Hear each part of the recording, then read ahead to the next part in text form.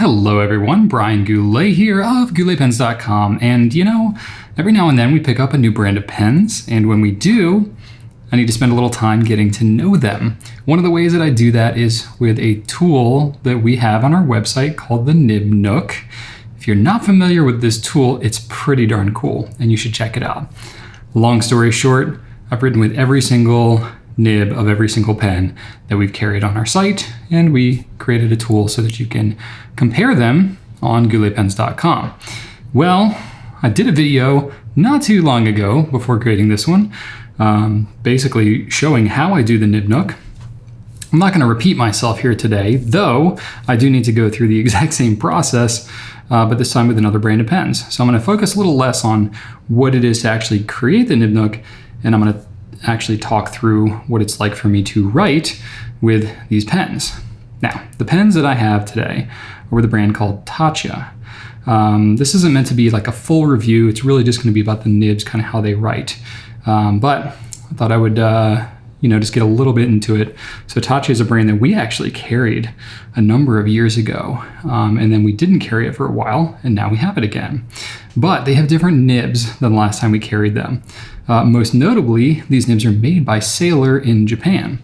And that is kind of unusual because Sailor normally just makes their own nibs. Every now and then they'll do something special, like they did a collaboration with Monograppa, in 2019, 2018, something like that.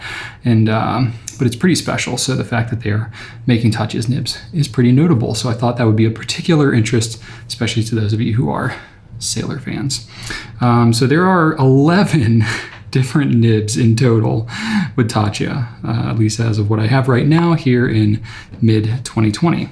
From what I understand, they switched to these Sailor-made nibs in around 2018. Don't quote me on that exactly, because we weren't carrying them at the time, but that's what I believe is the case. So there are steel nibs, stainless steel, and then there are 14 karat gold nibs. So I'm gonna Nib Nook both, all the steel and all the gold, and we will get into it. So without further ado, I'll go ahead and grab my supplies. So basically I have all the pens all beautifully laid out here.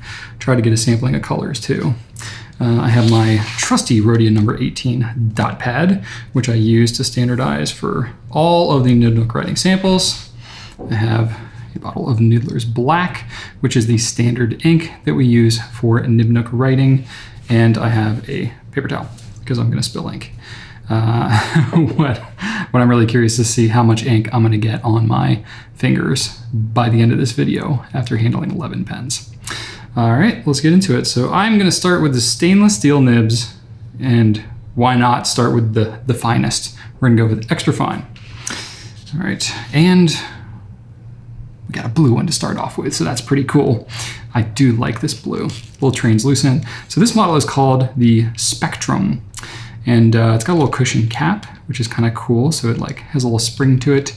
If you're familiar with, like the Platinum 3776, if you're familiar with the Esterbrook pens, kind of feels like that. But sorry, this isn't a full review. I'm just focusing on the nibs. Otherwise, this is gonna be an hour-and-a-half long video. All right, so I have this pen. These are all cartridge converter pens, and they fill rather simply. It's got a Sailor proprietary cartridge converter. And since I'm using Noodler's Black here, I kind of have to use the converter. So now the thing is, when I do a Nib Nook thing like this, it takes a lot of time, not only to do the writing samples, but to clean out all the pens. So there's a couple little tricks that I do to minimize my cleaning. One of which is I'll ink it up using one converter, and then I'll just use that converter on all the other pens. That way I don't have to clean out 11 converters for basically no reason.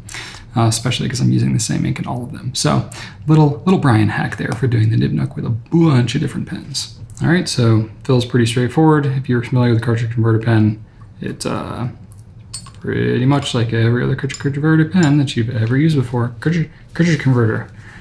I said that kind of funny. I'm gonna banter a lot with myself as we do this because basically this is kind of a mind-numbing process. At least in the boring parts. All right, ink is set aside. And one thing that I do like to do is I like to keep a separate pad of paper to the side when I'm doing these writing samples, because basically I want the final thing to look as good as possible, but I want to make sure that the ink is flowing nice. So I'm going to be kind of writing with it and just doing some squiggles and little doodads here and there. And yeah. So this extra fine is quite fine. This is a Japanese made nib, obviously from Sailor in Japan. And they're known for having finer extra fines and fines than their Western counterparts from countries like Germany and Italy. And that it definitely holds true here. This is quite fine, quite fine. I mean, if I want to, I can really get pretty small.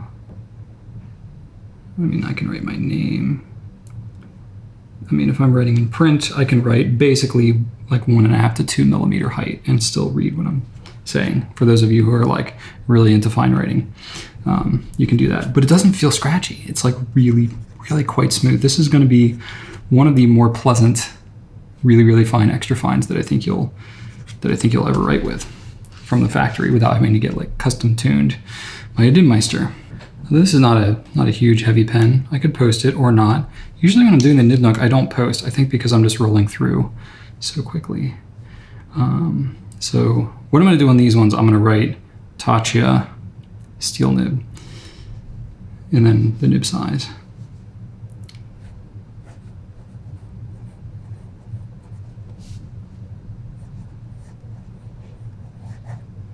Taccia steel,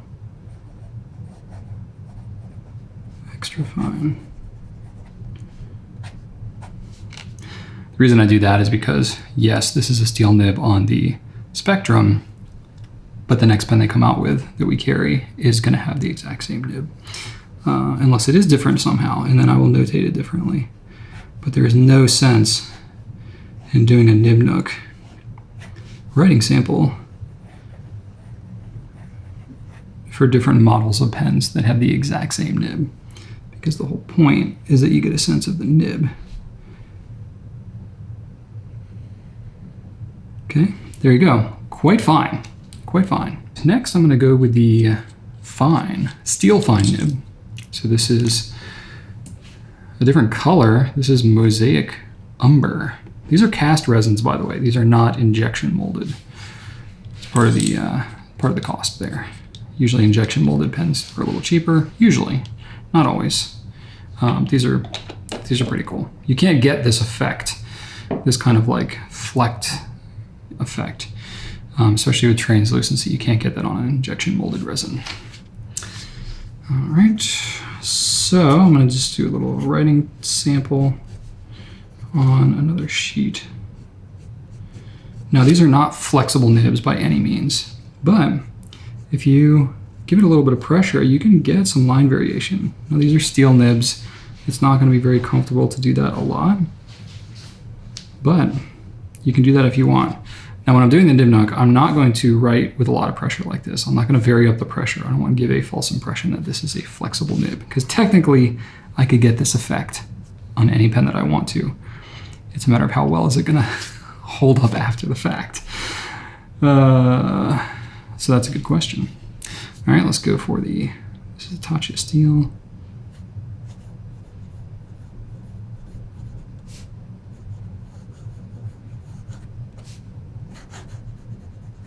Fine. Okay. Give me some X's. I'll give it a little bit of pressure, just a little bit.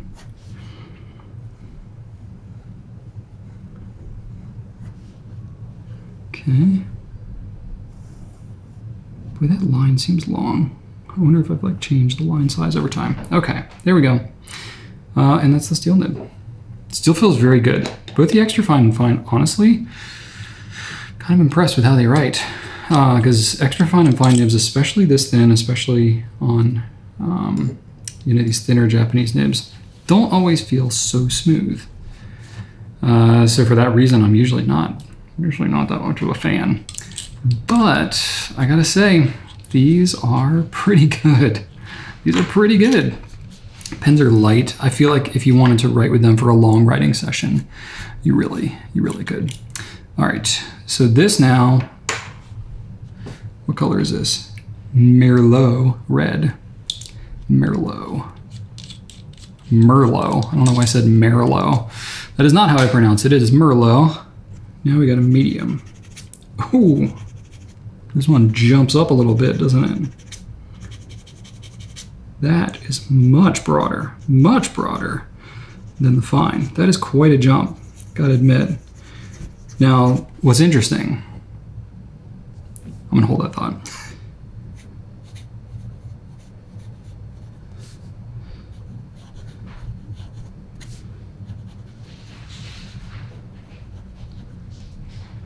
But that's just a little thing. We all have our words that drive us crazy, like community. That is one that I do not enjoy so much. I get lost.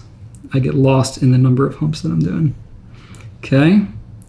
Pretty smooth nib. This is not like a glassy smooth nib. A little bit of feedback, but just enough to kind of tell you, just like the Sailor nibs. Not surprising. Quite a bit wetter. You can see this ink is darker. Granted, Noodler's black.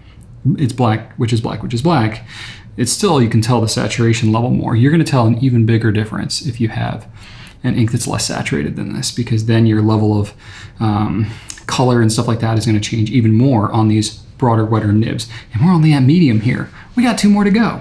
Now, what I was starting to say a second ago is that with most of the Japanese nibs, the reason that you have such a jump in many of the Japanese fine to mediums is because often in Japan they have what they call a medium fine or a fine medium. It's kind of used interchangeably.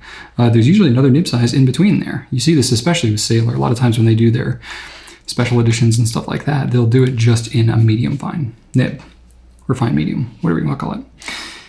So that is why there's such a jump up to medium. So usually when there's just a fine and a medium on a Japanese made nib, it's going to be quite a bit broader on the medium. Okay, here we go. Back to Mosaic Umber, because there are more nibs than there are colors of pens. I'm going to try to show you everything, but we're going to have some repeats in here. And this is our first repeat. Now we got a Broad. And it is broad. Yes. It's not very stub-like. It's pretty rounded.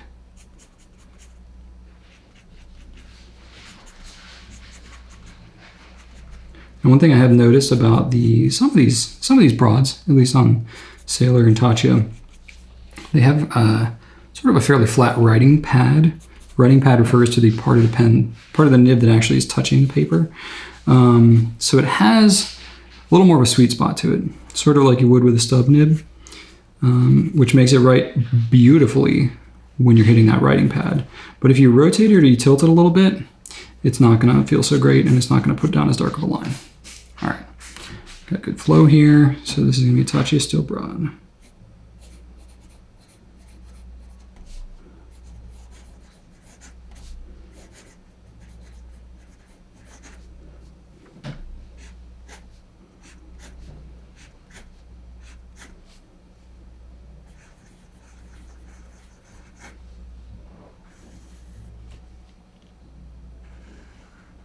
Okay. It's definitely a little broader than the medium, but it's not as much of a jump as it is coming from the fine, as to be expected. Not getting a whole ton of surprises here,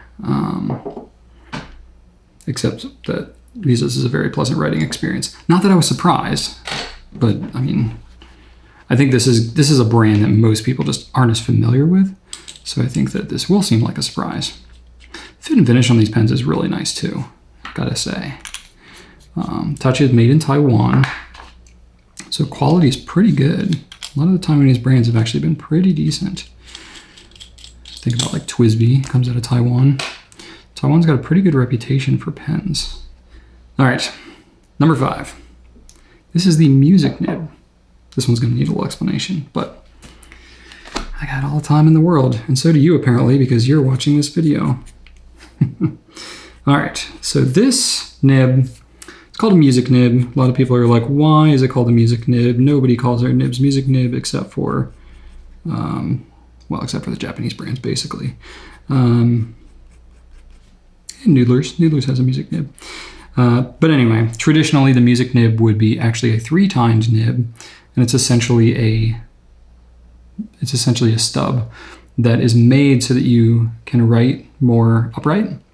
Essentially, if you think about like if you're writing at a piano and you need to write and your music is up like this and you're writing, you know, for writing scripted music, because if you have the notes, you would have the, you know, the fatter like note part, and then the flags and stuff like that would be thinner, which you could do on the cross stroke. So that's traditionally why it's been done like that. Nobody really composes music with fountain pens anymore. I shouldn't say nobody, almost nobody. So now it's more of just kind of a novelty. But essentially it's a stub nib. And with Sailor and Taccia, they are not 3-tine nibs, they're 2-tine more traditionally. So essentially they're stub nibs that write pretty well upright. So nothing completely mind-blowing, revolutionary, but if you like stub nibs, the music is the way to go.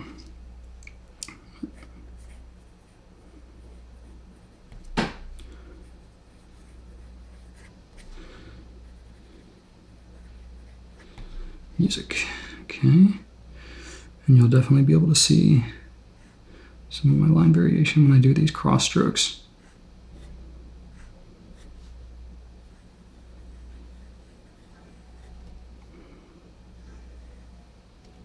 And that is why I do these 2 lines here at the end, is for just these types of nibs. So you can see on the cross stroke how thin it's getting, and then on the downstroke, which I'm turning the pen to get that effect, but the downstroke, it's much fatter.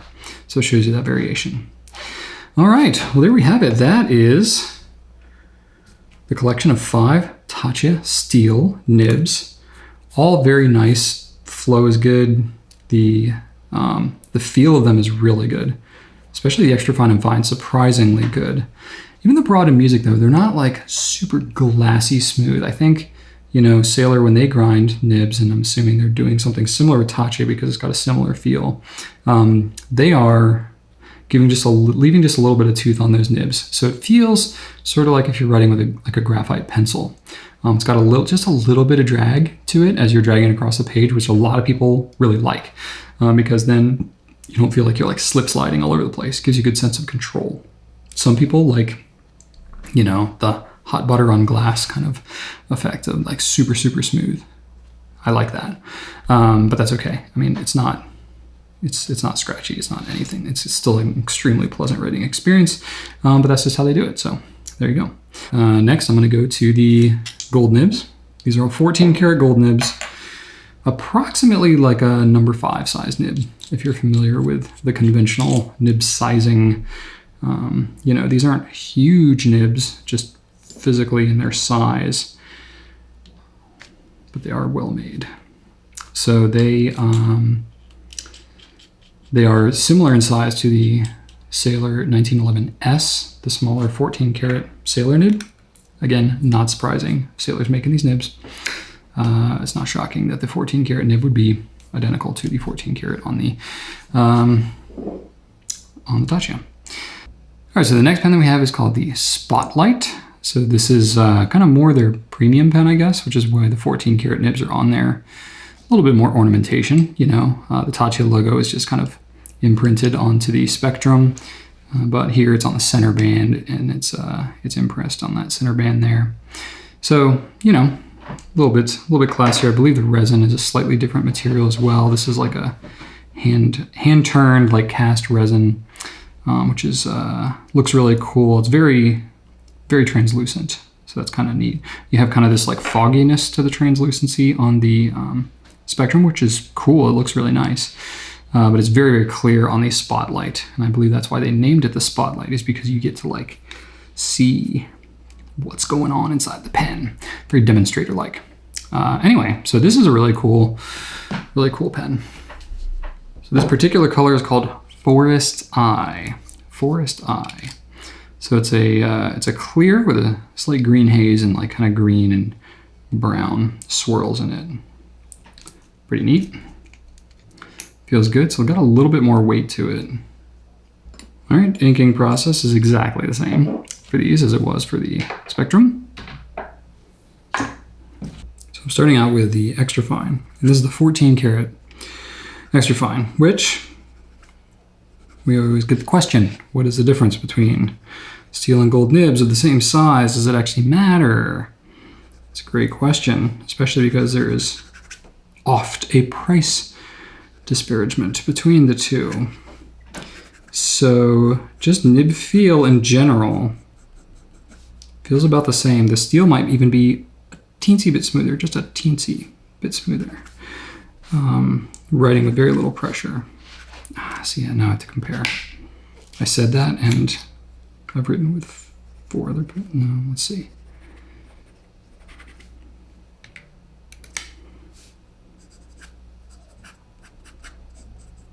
It's pretty similar.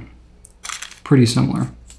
The steel might be just a hair smoother, but it's arguably very similar.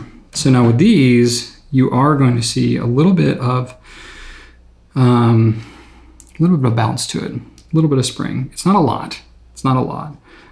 Just like with the Sailor 14 karat nibs, they're not soft by any means. They're relatively tough. They're relatively hard. You can get some line variation with them if you want. But I can get a very fine line here. I wonder if that's any finer than, I feel like that's finer than the steel. I feel like it's a little bit finer than the steel, which is unusual because usually you think of gold nibs being softer, which are gonna flex a little bit more, which are gonna have an increase in ink flow. That happens for sure with brands like Jovo out of Germany. Their gold nibs are much wetter, much broader. So let's try this. Taccia. 14 karat.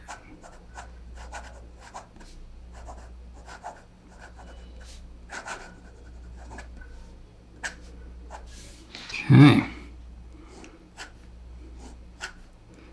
Right, just a little bit of pressure. You can see a little bit of line variation, just a little bit right there.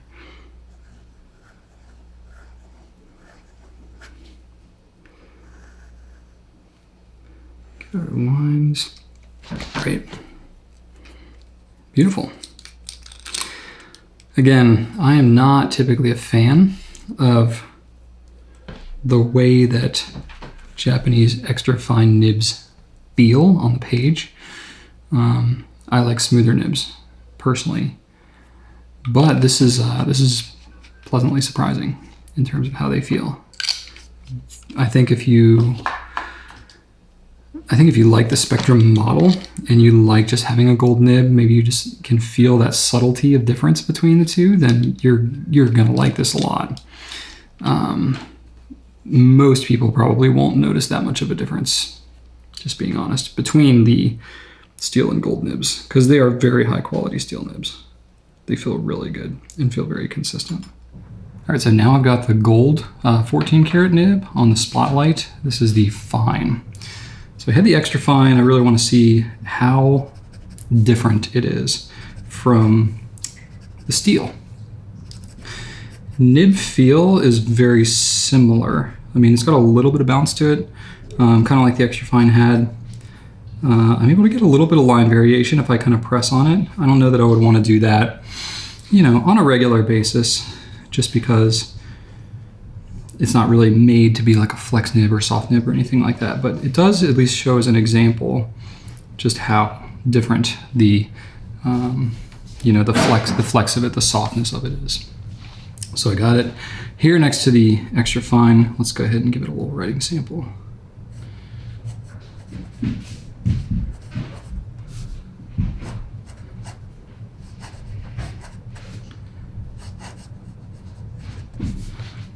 Okay, so I do see a little bit of difference here.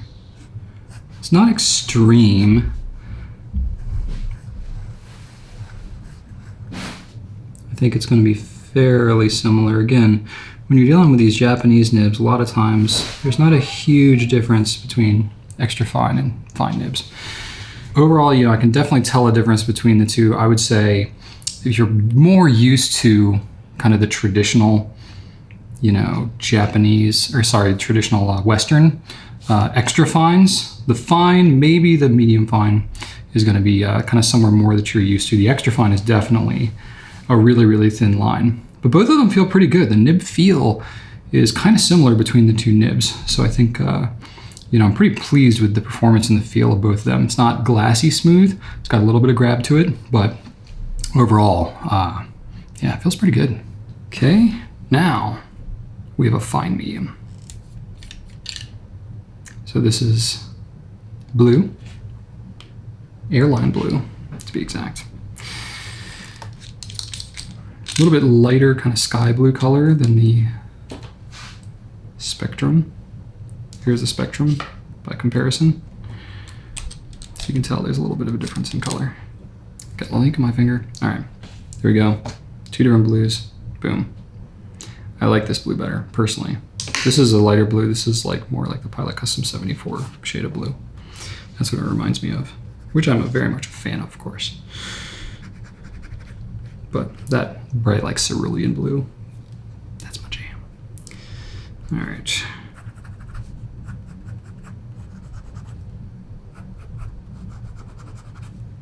So this is the medium nib, medium fine, sorry, medium fine, or fine medium, whatever you want to call it. Same concept. All right, so it says MF on the nib, and it's called medium fine. So it's not whatever you want to call it. It's actually called medium fine. Maybe it's Pilot that does it the other way. Maybe they do. I think they call it fine medium. Either way. All right. So let's do it.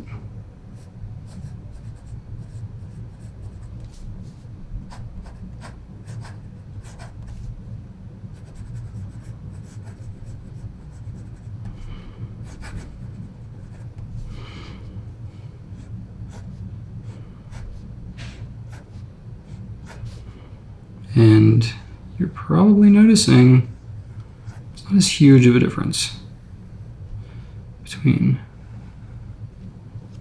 the fine and the medium fine. I can tell a little bit of a difference, but it's very subtle. Very subtle. I would almost consider them to be somewhat interchangeable because there's just not as drastic of a difference. I think the medium fine personally, I mean, the medium fine in a Japanese nib like this is going to be more traditionally kind of closer to a Western fine nib. So if you're familiar with things like a Lamy fine, then you are going to probably find the medium fine nib the most to your liking. The fine nib is good and it's very, very, very close, but it's just ever so slightly different. You'll notice I have another of the same color. Oh my goodness. Forest Eye is getting some good representation in this video because that's just what we happen to have in these different nib sizes. Let me give a little writing test here. Oh my, yes. Now we're getting into my territory here. So this is a medium nib and it is noticeably thicker.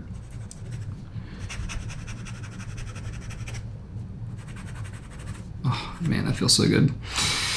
I don't know. I really like the broader nibs. All right.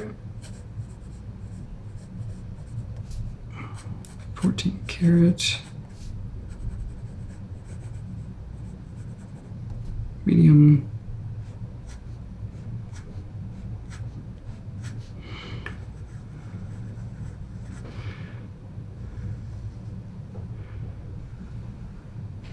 Okay. Pretty big step up there from the medium fine, honestly. Feels better too. Again, still not glassy smooth, but it's pretty good. All right, now we have the clear one. It's called Pure Clear. Pure Clear. Pure Clear. Pure Clear. Pure Clear. It sounds like I'm trying to say like nuclear, but some like variant of it. Pure Clear. It just sounds really weird. By the way, it's also like 10:37 at night as I'm recording this, just in case that happens to give you any information that explains some of my rambling. Rachel says we're doing bloopers. I don't know if you can hear that. By the way, Rachel's been playing Animal Crossing in the background this whole time. I'm curious if you're going to pick up on any of the little noises. For those that know, those that are in the know. All right. Taccia. 14 karat. Broad. Beautiful.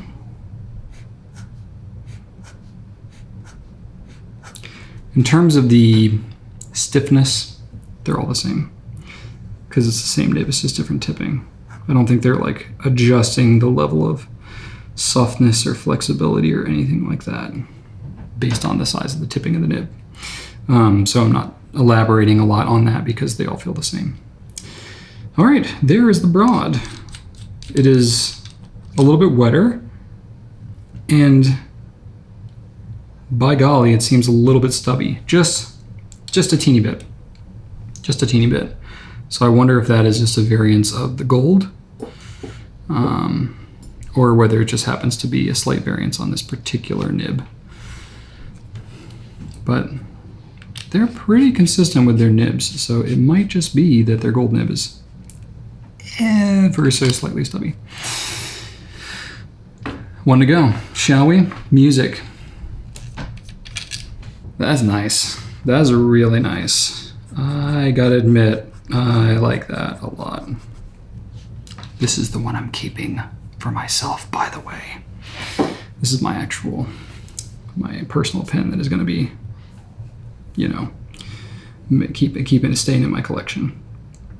All right, Taccia, 14 karat. Music. Oh, look how dark that is. Oof. So good.